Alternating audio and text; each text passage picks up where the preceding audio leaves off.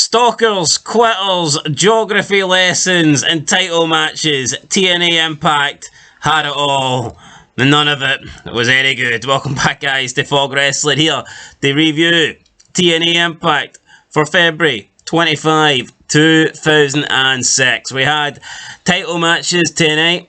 We had Monty Brown in action. We had another viewing party, and we got the tapes from Alex Shelley as he weirdly stalked Sting and kept an eye on Sting's family. Pretty weird there for Alex Shelley. Maybe he needs to be the one that takes a seat. But we start in the opening match with the alpha male Monty Brown squashing Dylan Knight. And I think the big question here is, who the fuck is Dylan Knight?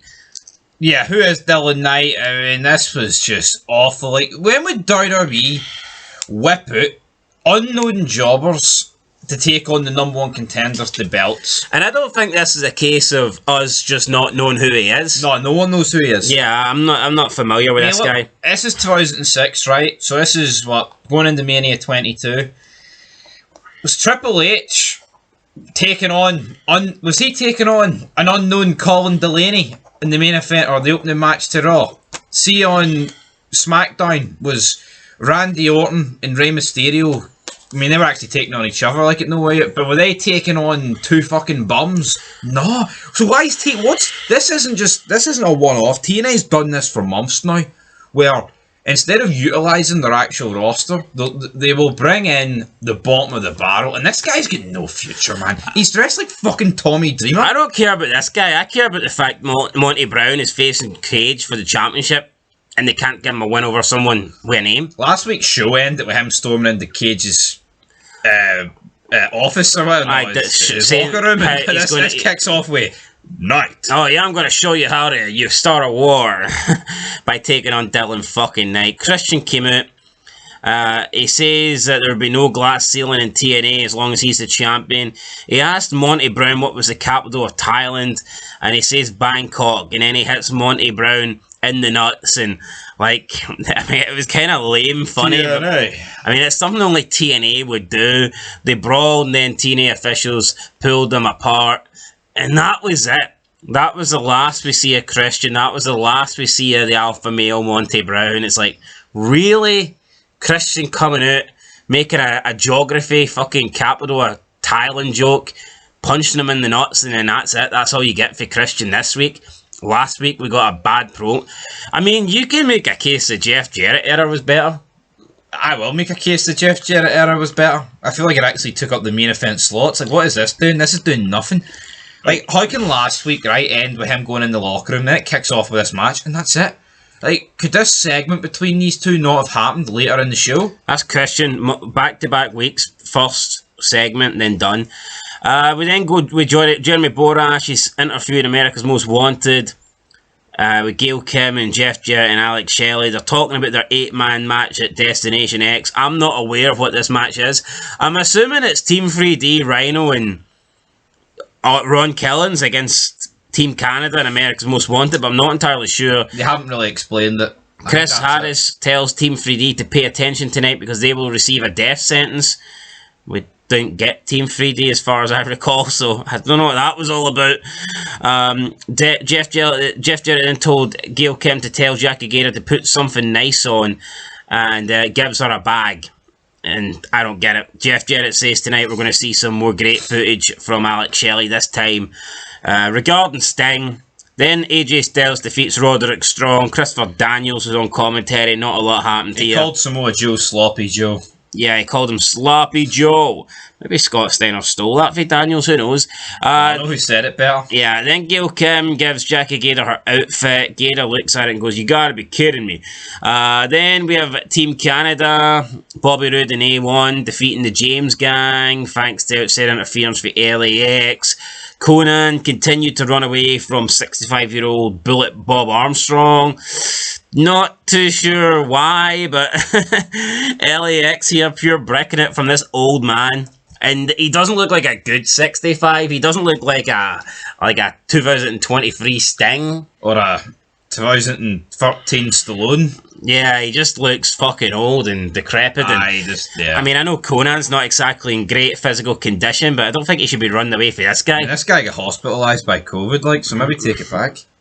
Well, that is true.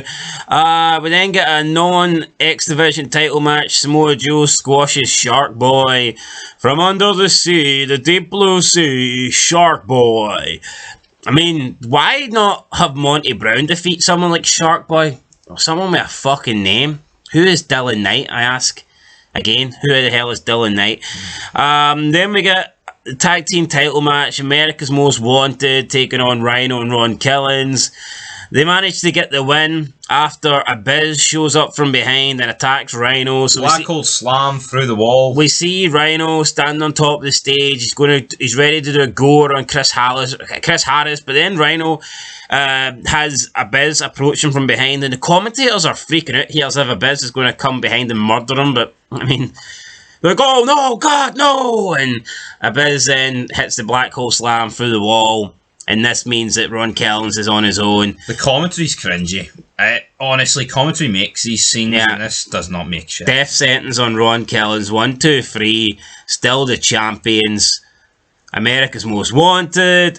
And then we go to the viewing party. We've got Borash, Jarrett, Shelley, Gail Kim, Scott D'Amore, Eric Young, Jackie Gayda. See, before we get into this, though, it'd be like when Austin confronts Booker T in the supermarket, and as he's standing behind him, JR's going, "No, no, no!" I mean, he's just behind him in a fucking aisle. Like, Rhino's going for a gore here, and Abyss is walking up the entrance ramp, and he's making out this is like when Abyss whipped out Janice and killed Van Damme. It's just the that would make sense. See, when he did that, I remember thinking Van Damme's dead. The commentary just doesn't really do the show justice. No, I like them, but there's times where they're just awful. I like them, but I like them in parts, but I think like they will always be one of the reasons TNA never got great. He never did this in Nitro. Now, I don't know why he never did it in Nitro. Is it because Nitro is like the major leagues and TNA is not the major leagues? Like, I'm sorry. For as much good lines and good stuff that they do, I think they've got enough equally bad shit. Like, see, when I think of Jim Ross and King, I can't think of one moment where they've shit the bed. Even when they botched, the rapport between them just saves it. It's very rare where I'm thinking, wow, that was terrible. If JR and the King, I don't know if Titanic, they'd have saved it. I don't know if I've ever heard JR and King say something that I thought was that was terrible. No. And any time that something's off or one of them makes a mistake, like the other one backs them up, the other one like makes up for it and corrects them, and or anything they salvage it. It's just, but no, this commentary team is weird. Night, JR, he's a future Hall of Famer. Jeff Jarrett then calls in for Jackie Gayda. She's dressed as some sort of like janitor, or I don't know, slut costume or whatever.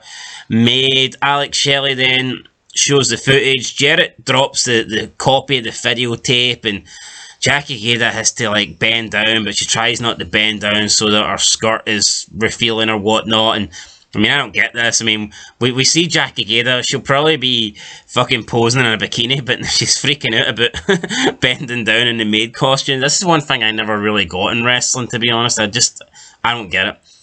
Yeah, we've got Jeremy Borash as well, trying to have a peek. Jeff Jarrett sitting there looking all smug. And then we get the videotape, Alex Shelley, and it shows you the footage of him basically following Sting, going to Sting's house, watching Sting's children play basketball, watching Sting leave to go to his gym, watching Sting's wife, following Sting on the fucking highway, side by side, going about 60 miles an hour. And we're led to believe that Sting doesn't realise there's a guy right beside him, to like with a video camera pretty much in his face on the fucking freeway. It's like, what the hell's going on here? It was funny though. I thought it was good. I enjoyed it. I thought the video was good. It ends. Jeff Jarrett's delighted. He's happy with this. He's going, "Oh, you've done it again, Alex Shelley."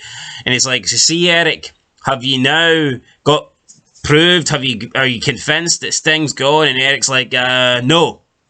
And Eric tells Jeff Jarrett, stop calling him Showtime Eric Young, because that's Sting's name. From now on, he just wants to be Eric. He wants to be Eric Young. That's not going to really work out for him. And now Jeff Jarrett's annoyed, and Jeff Jarrett takes his frustrations out on Shelley. Shelley's like, "But you liked it 10 minutes ago." He's like, "Yeah, well, I don't like it now," because Jeff Jarrett's annoyed that the videotape wasn't enough to convince Eric Young, but I mean, why the fuck would Jeff Jarrett really Eric Young has been treated like the higher power. Yeah. He's a bum in your faction. Why would Jeff Jarrett care what Eric Young believes at the end of the day? I don't get this. Jeff Jarrett says he's going to give Alex Shelley one more chance to get this right. And one more chance? What's he going to do if he comes back with... Well, what can he have on the tape that's going to convince Eric Young? Yeah, I don't get it. And then like maybe Sting's just going to the gym because he wants to stay fucking fit. And yeah, he's not.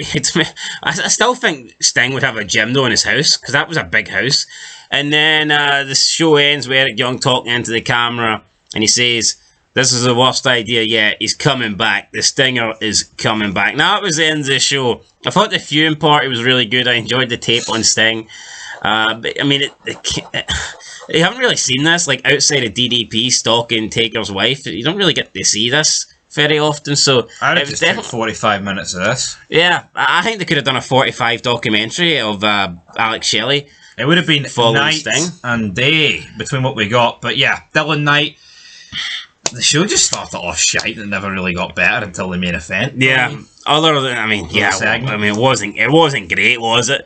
The tag match for the titles didn't really do much for me. Samoa Joe squash match, AJ Styles squash match, Alpha Male squash match, just a bunch of squash matches here. They do fit a lot in for 45 minutes. Yeah, give them credit, like, I mean, they do. I mean, when we watched ECW, it seemed like they didn't really get an awful lot in.